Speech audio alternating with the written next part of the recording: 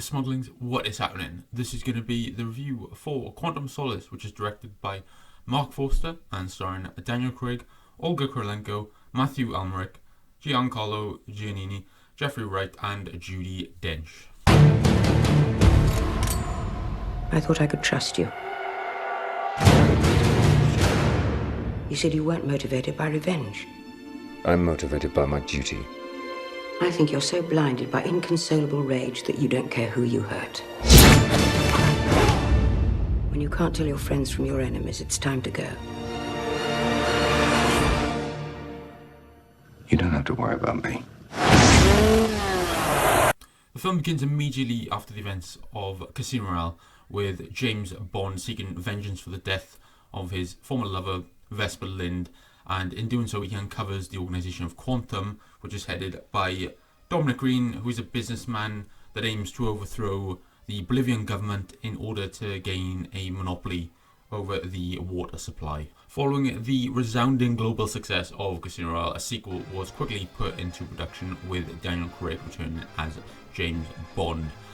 The film faced quite a turbulent production period, as it did start without a finished script, and it did not have a complete story while it was shooting, and this was largely due to the writer's strike that was happening at the time. And even Daniel Craig himself had to write certain segments of the script in order to complete the story.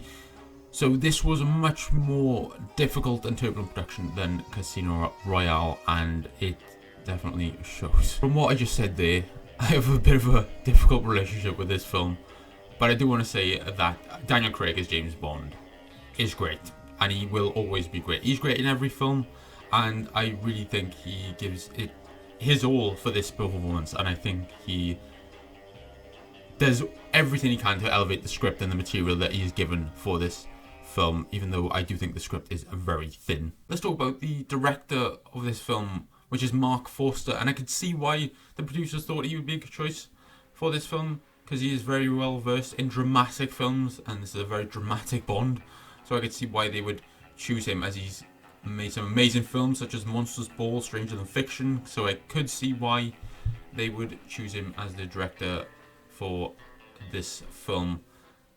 But this film just does not work, unfortunately. It's not much of a Bond film at all, and there's very little to distinguish it as an actual Bond film.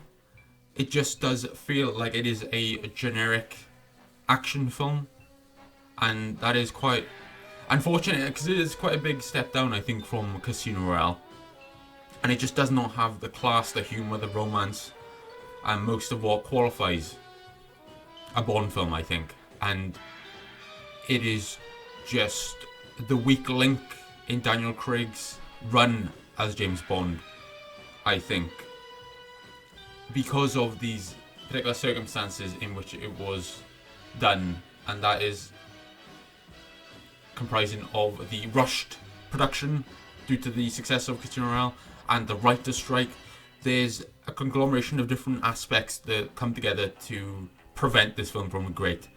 And I do have to mention as well that the editing is awful in this film, and I think that is one of the biggest negatives of this one, is the fact that the editing sort of prevents you from getting a full sense of a lot of scenes, because they are cut very short and the action is very quick and doesn't give you a lot of room to breathe, so you don't really get that immersion within the scenes.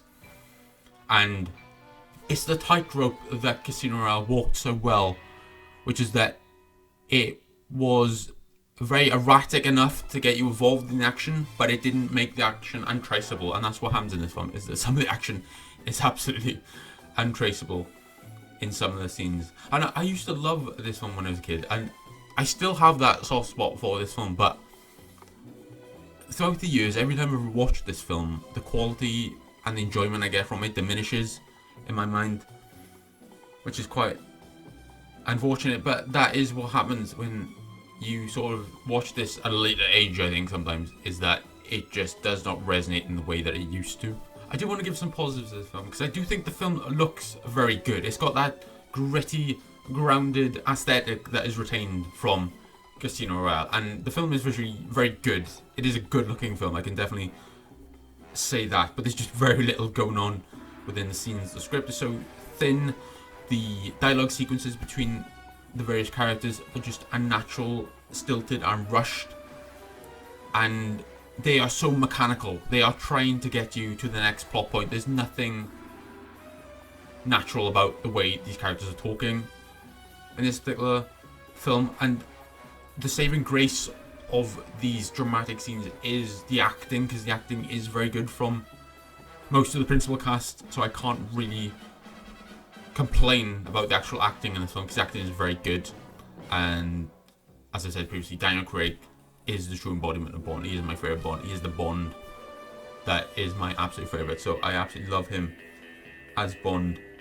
But the other thing to note as well is this is a very short film. It feels so rushed, this film. It's like they tried to cram everything in and trying to get to the next point so quickly.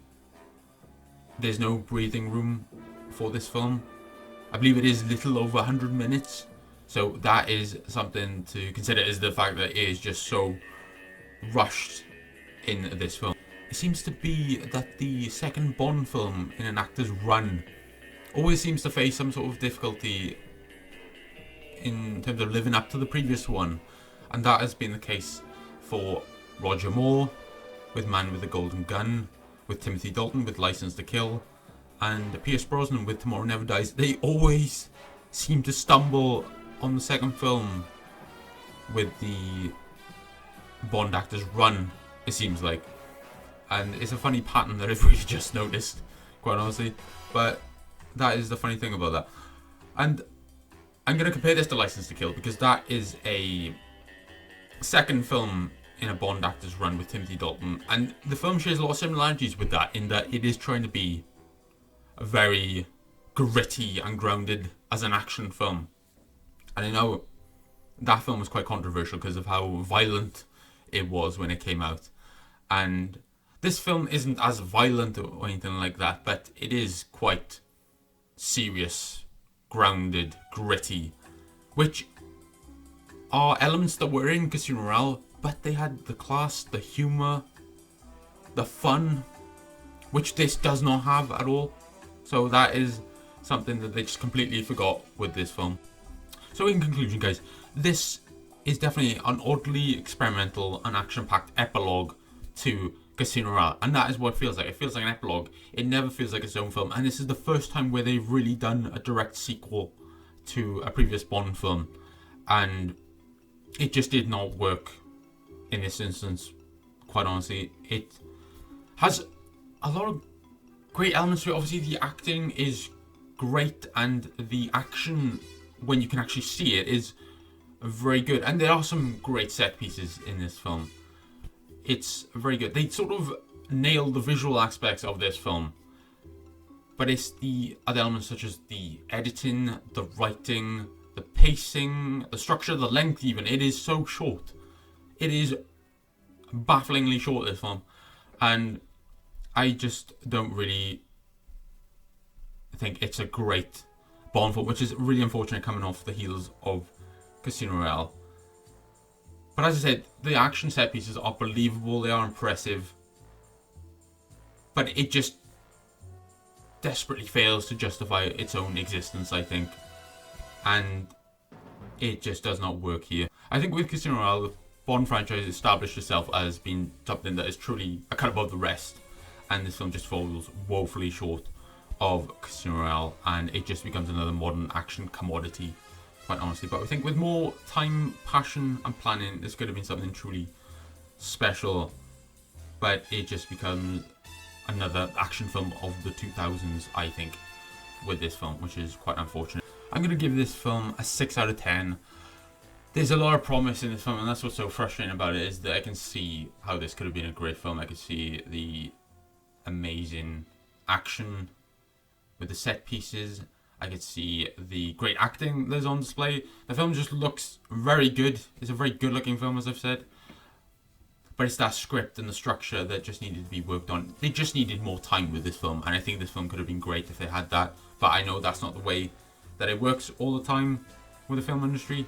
Obviously, they had some difficult circumstances here, because I don't think that the talent is the issue, because there's a lot of talent here that could have made something truly great. For God's sake, he gave Halle Berry her Oscar win with Monsters Ball, Mark Foster the director, so I think this could have been a great film with some more time and planning, but it just did not happen with this particular film, unfortunately.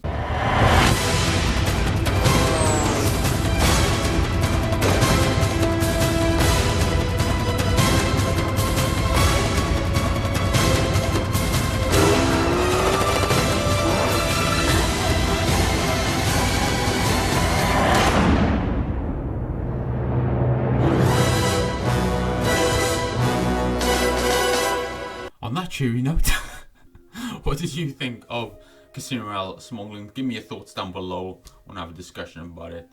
And next time we will move on to Skyfall.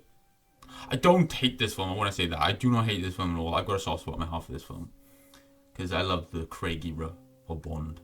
It's a time when I was getting into films quite a lot as well, and I've got a lot of love for it, but it just diminishes every time I watch it. Which does happen sometimes, but that's okay. That's okay. It's a little dark spot in his run as Bond, but that's alright. Next one we're on to is Skyfall, so I want to do that. So I really appreciate your Smauglings. You guys take care, and I will see you soon. So you guys take care, and I will see you soon.